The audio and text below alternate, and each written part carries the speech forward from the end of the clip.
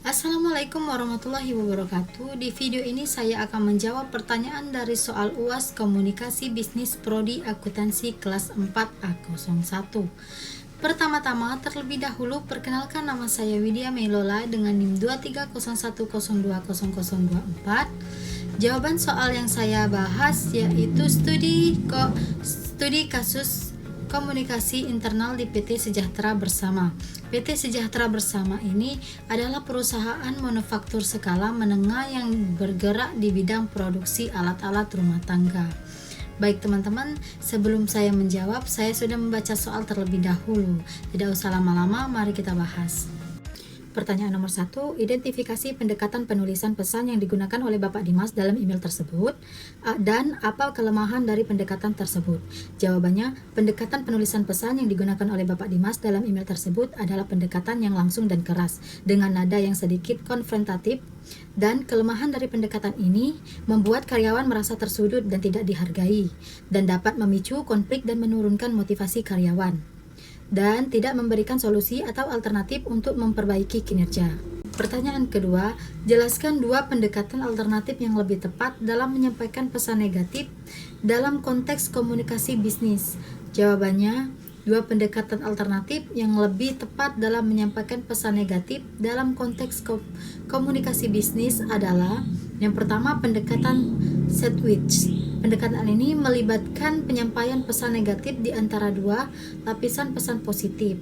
Contohnya, saya sangat menghargai kerja keras Anda, namun saya ingin membahas beberapa hal yang perlu diperbaiki. Saya yakin Anda dapat melakukan yang lebih baik lagi. Dan yang kedua, pendekatan konstruktif. Pendekatan ini melibatkan penyampaian pesan negatif dengan cara yang konstruktif dalam berorientasi pada solusi. Contohnya, saya ingin membahas beberapa hal yang perlu diperbaiki dalam kinerja produksi. Mari kita bekerja sama untuk menemukan solusi dan meningkatkan kinerja. Pertanyaan nomor 3. Apa saja prinsip etika komunikasi bisnis yang dilanggar dalam email tersebut dan jelaskan. Prinsip etika komunikasi bisnis yang dilanggar dalam email tersebut adalah menghormati dan menghargai karyawan, sedangkan Bapak Dimas tidak menunjukkan rasa hormat dan memberi penghargaan kepada karyawan dalam email tersebut. Dan yang kedua, menggunakan bahasa yang sopan dan profesional.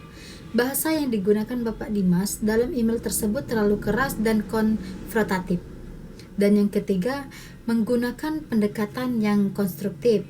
Bapak Dimas tidak menggunakan pendekatan yang konstruktif dalam menyampaikan pesan negatif. Pertanyaan nomor 4 atau terakhir, menurut saudara bagaimana kalimat revisi dari email tersebut menggunakan pendekatan yang lebih profesional dan beretika?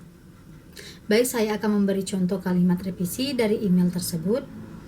Kepada seluruh staf produksi, saya membahas beberapa hal yang perlu diperbaiki dalam kinerja produksi kita belakangan ini. Saya percaya bahwa kita semua memiliki potensi untuk meningkatkan kinerja dan mencapai tujuan bersama. Mari kita bekerja bersama untuk menemukan solusi dan meningkatkan kinerja produksi. Saya menghargai kerja keras dan dedikasi Anda semua. Terima kasih, dari Pak Dimas. Kalimat revisi ini menggunakan pendekatan yang lebih profesional dan beretika dengan menunjukkan rasa hormat dan menghargai kepada karyawan serta menggunakan bahasa yang sopan dan konstruktif. Baik, itu saja jawaban dari saya. Saya akhiri dengan wassalamualaikum warahmatullahi wabarakatuh.